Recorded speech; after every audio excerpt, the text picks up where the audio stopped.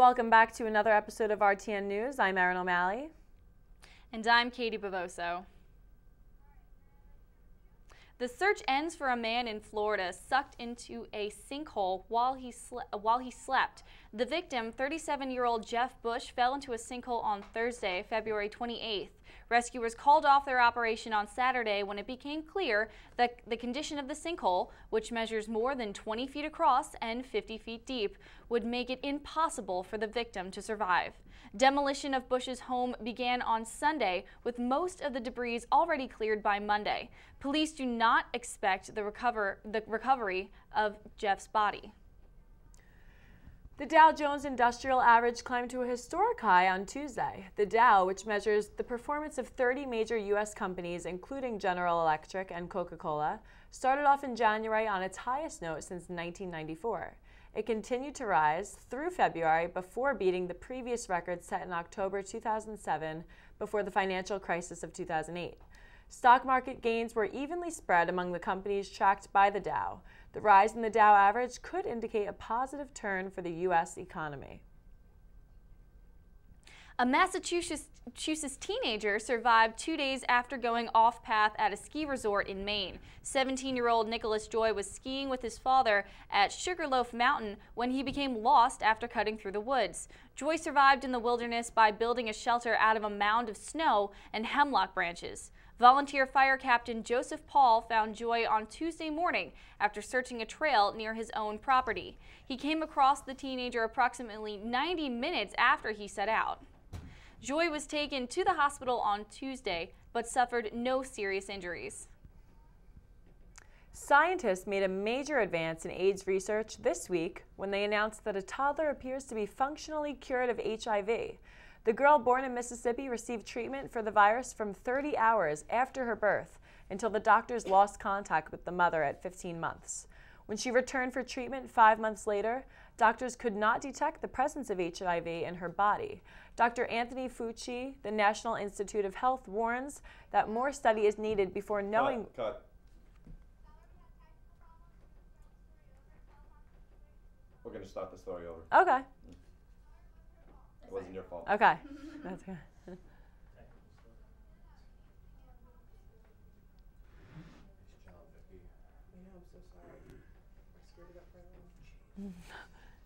Vicky. Come on, Vicky. In the back doing nothing wrong.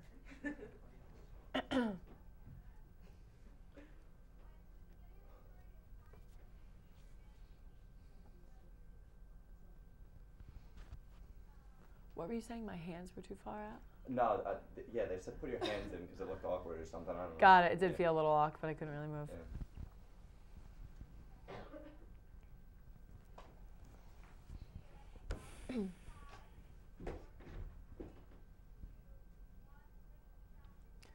Scientists made a major advance in AIDS research this week when they announced that a toddler appears to be functionally cured of HIV. The girl born in Mississippi received treatment for the virus from 30 hours after her birth until her doctors lost contact with the mother at 15 months. When she returned for a treatment 5 months later, doctors could not detect the presence of HIV in her body. Dr. Anthony Fauci, the National Institute of Health, warns that more study is needed before knowing whether the results of this case can be applied to similar situations. If confirmed, this incident would mark the second time a person was functionally cured of HIV. That's absolutely incredible. A baby being cured of HIV. Can you imagine the advancements we're going to make in the future? Oh, imagine with diabetes, cancer. Just everything I think that we learned from this, we can apply to so many other diseases. So I'm really excited for this, and I hope that we get to follow this story. Which celebrity just had a baby? Let's go to Ashley Force to find out. And it's a girl. Former Playboy bunny Holly Madison gave birth on Tuesday in Las Vegas. Her boyfriend, Pascal Rotella, father of the baby, named her Rainbow. Their daughter was a healthy baby girl born at 11:59 a.m. on Tuesday morning, weighing at 7 pounds and 2 ounces. Rotella states, "I've never been more in love than I am today. After months of waiting, I finally was able to hold my daughter for the first time. I'm truly the luckiest man in the world." Now for some Rihanna news. A fresh start and following her heart is exactly what Rihanna is striving for. It is no secret that she and Chris Brown are back together after Chris assaulted her in 2009. But Rihanna knows what she is doing. Quote, "Now that we're adults, we can handle this right. We got a fresh start, and I'm thankful for that," unquote. She is also saying that she and Brown have a close love that is one that she does not want to let go of.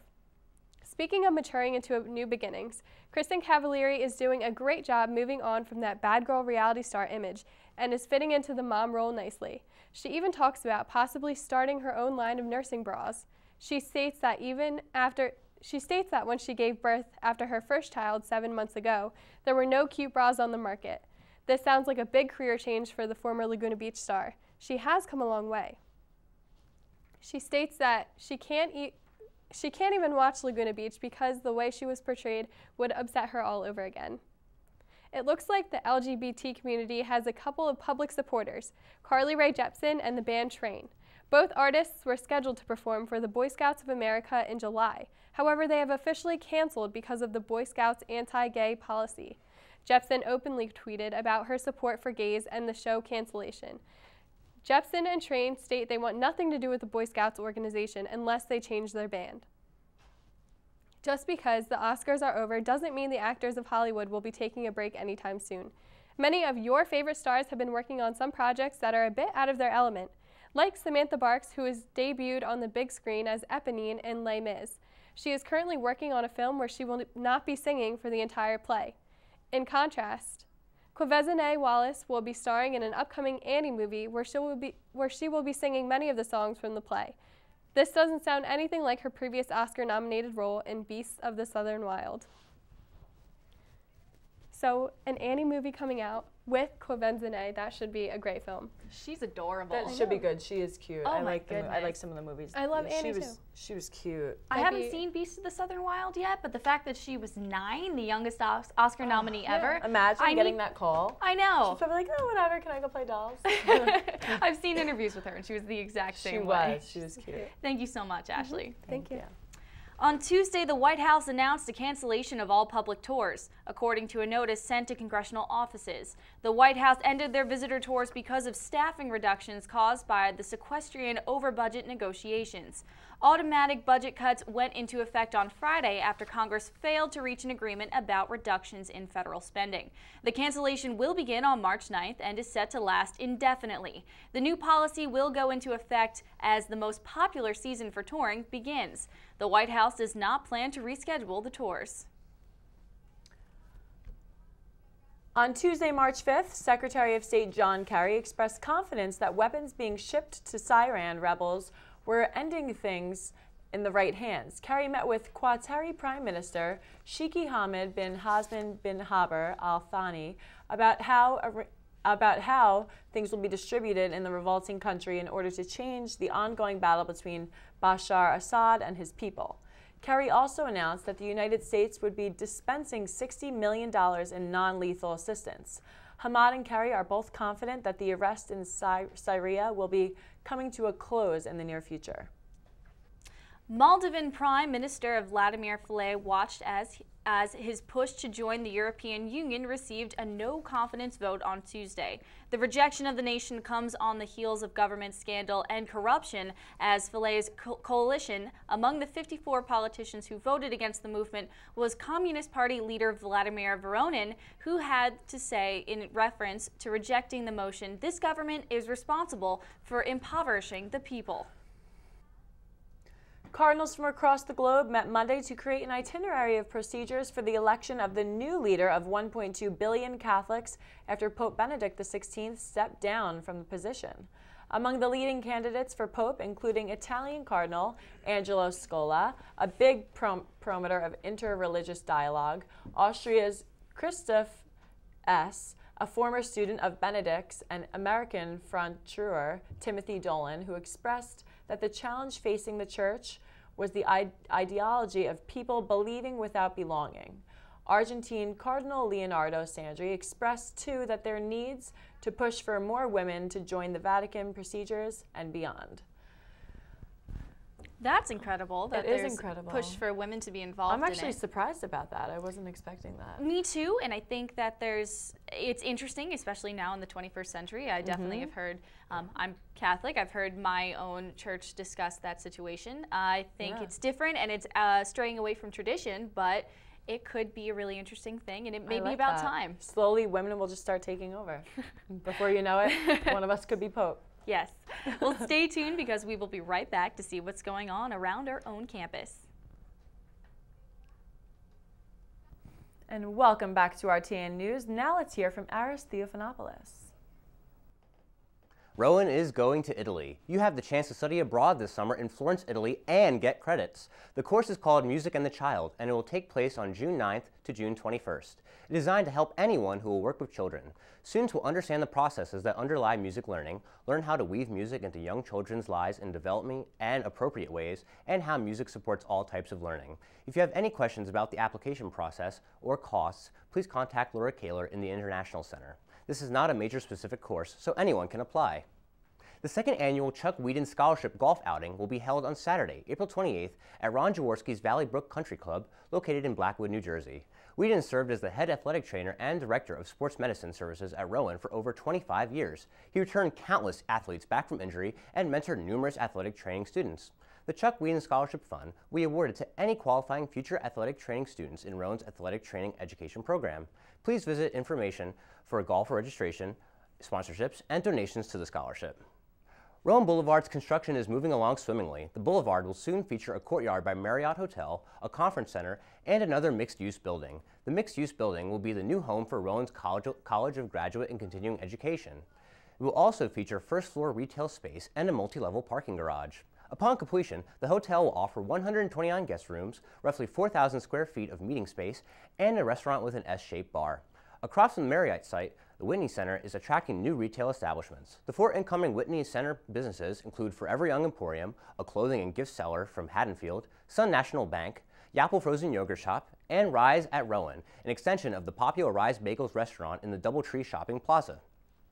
What do Sean Connery and Clint Eastwood have in common? Before they were famous, they were lifeguards. The Rowan Rec Center will be offering an American Red Cross lifeguarding certification course this spring. The course will be a new hybrid model and will incorporate online training as well as in-class training.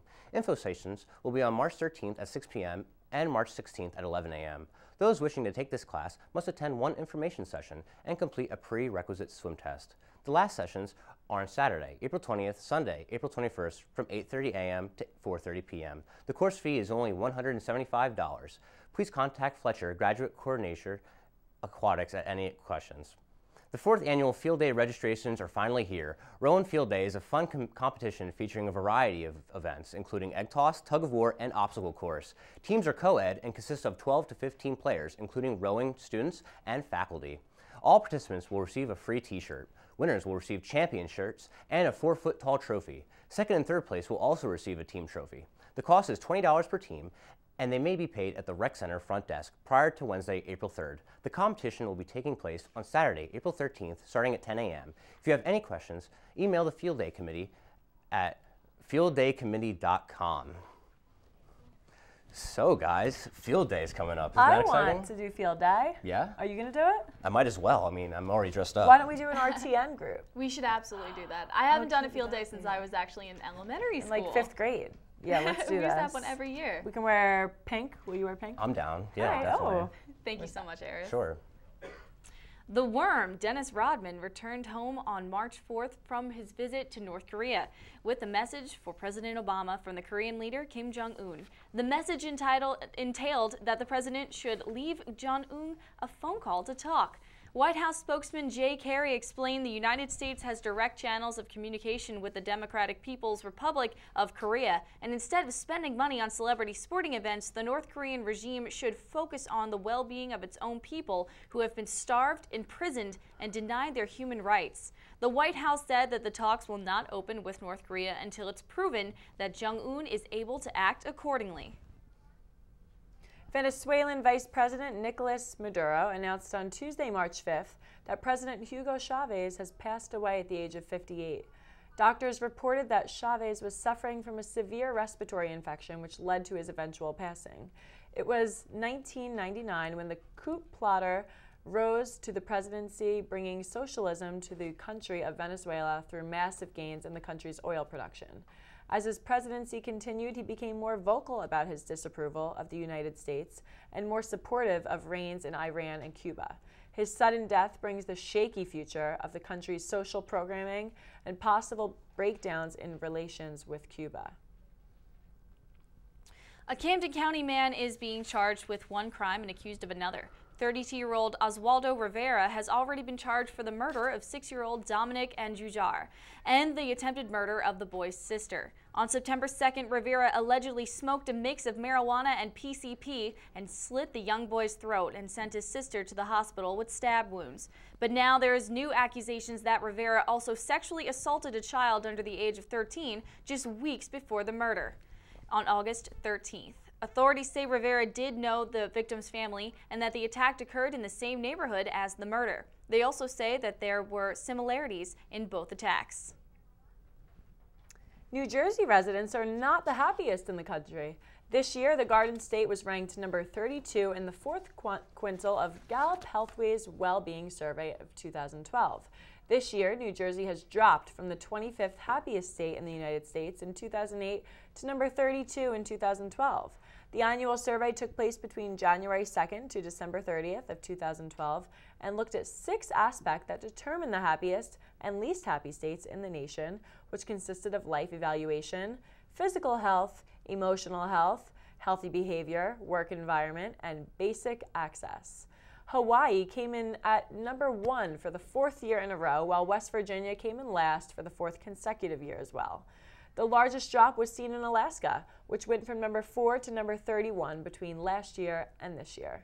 Now, no wonder why Hawaii is number 1, because let's look at what they're looking at every morning when they wake up. Exactly. How could you be mad when you have that kind of view and you wake up to beautiful palm trees and rum drinks and all that? And I'm actually surprised that Alaska dropped that many points. Drop. That is a very extreme drop. I'm happy we're kind of up towards the top. A little less. Yeah, a little less. Can adults have ADHD? Let's hear this answer from Vicki Tank. A long-term study published online in Pediatrics shows that ADHD is not just a kid's problem. 29% of adults who had ADHD, attention deficit hyperactivity disorder, in childhood still had it as adults. Author of this study, Dr. William Barbarisi, says, quote, "We suffer from the misconception that ADHD is just an annoying childhood disorder that's overtreated. This couldn't be further from the truth," unquote. It has also been found that almost 60% of the adults who had ADHD as children had at least one psychiatric diagnosis. Researchers say that the behavior of grown-ups with ADHD is similar to the behavior of children with the disease. And listen up, gentlemen, watching too much television could decrease your sperm count. A new study published in the British Journal of Sports Medicine concluded that men who work out more have a high sperm count, as opposed to men who spend a lot of time on the couch watching television. However, many people are criticizing the study, saying that this could apply to any physical aspect of your body, which is true. So that just goes to show you, make sure you get plenty of exercise to just better your entire well-being. And a new study by Canadian researchers suggests that people who quit smoking can acquire the same health status as people of their age who never smoked.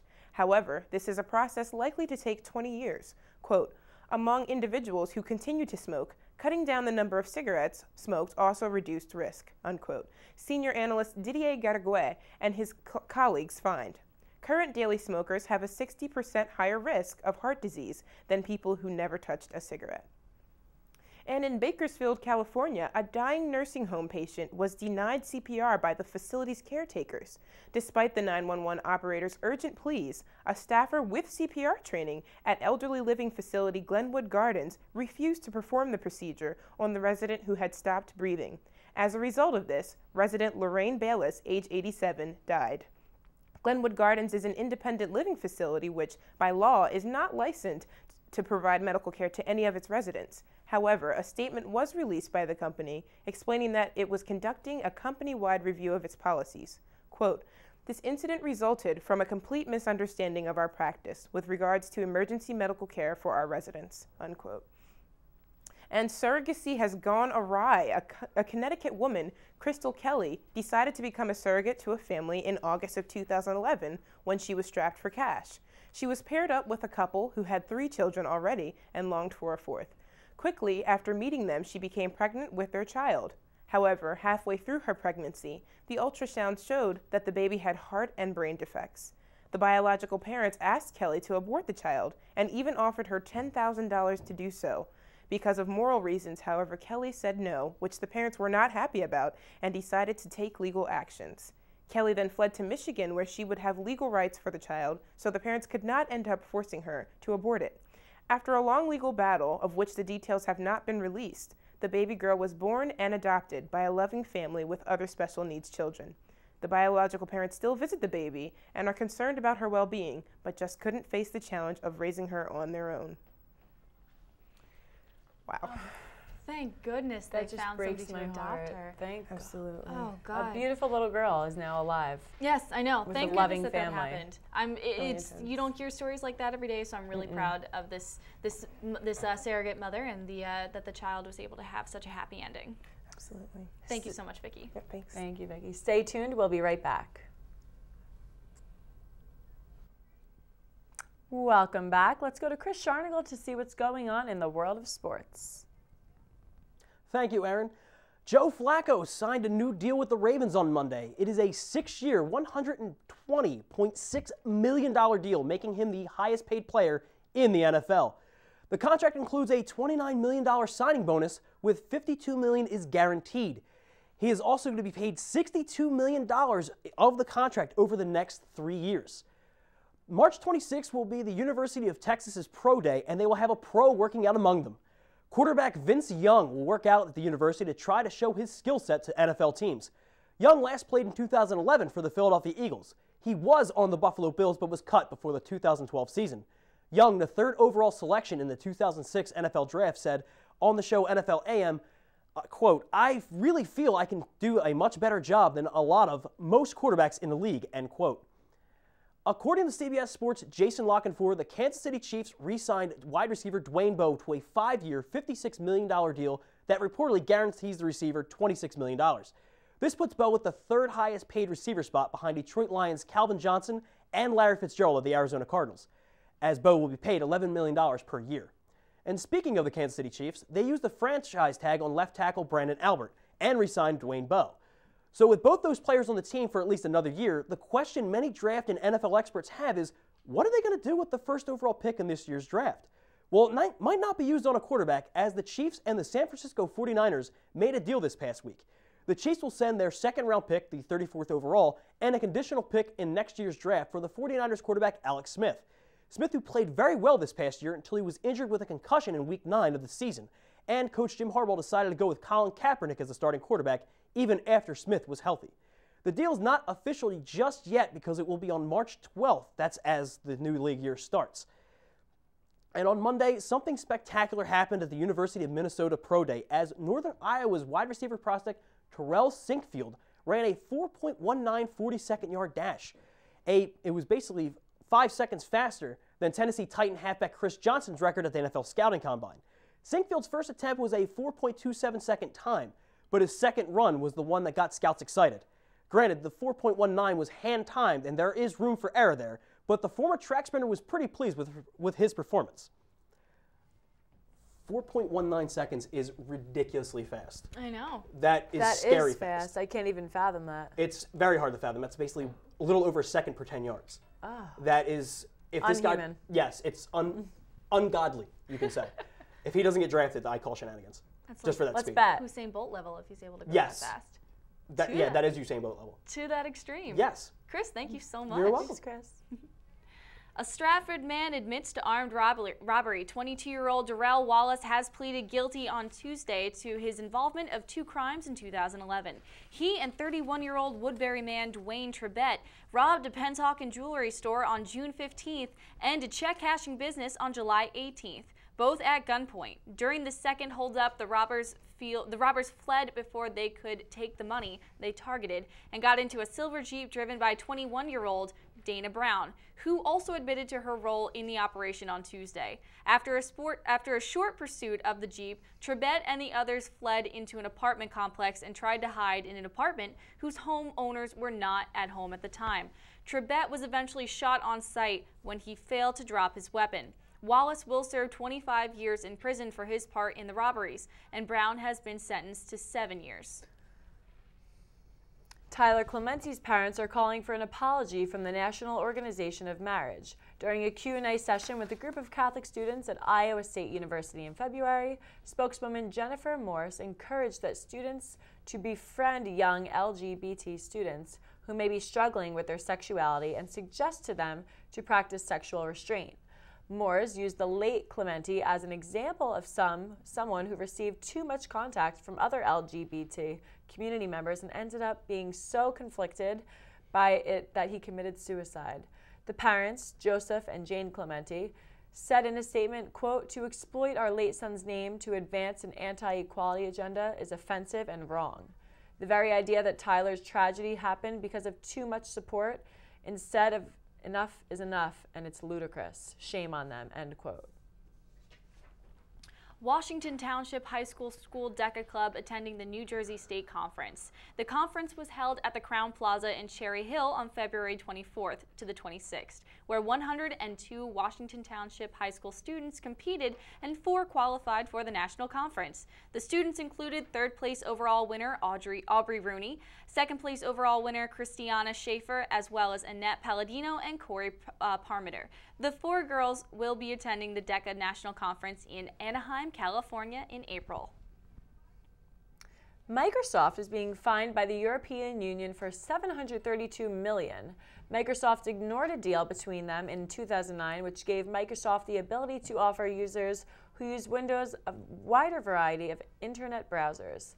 Microsoft abided by this until 2011, when they started selling systems in Europe that did not include the option. The EA was not happy about this. It seems likely that Microsoft will not appeal for fine until they are currently focusing on their rivalry with Google rather than the EA.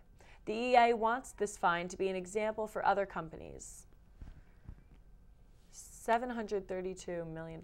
I can't even imagine that amount of money in this room at this time. Oh, I cannot even imagine. It's just at all. That's incredible. I always get, I don't know, anxious when 2 software companies go up against each other and then there's that amount of money involved. Those big names, you never know who's going to win. Exactly, and you never know what's going to come out of it. No. Well, thanks for watching RTN News. I'm Katie Bavoso. And I am Erin O'Malley, and we will see you next week.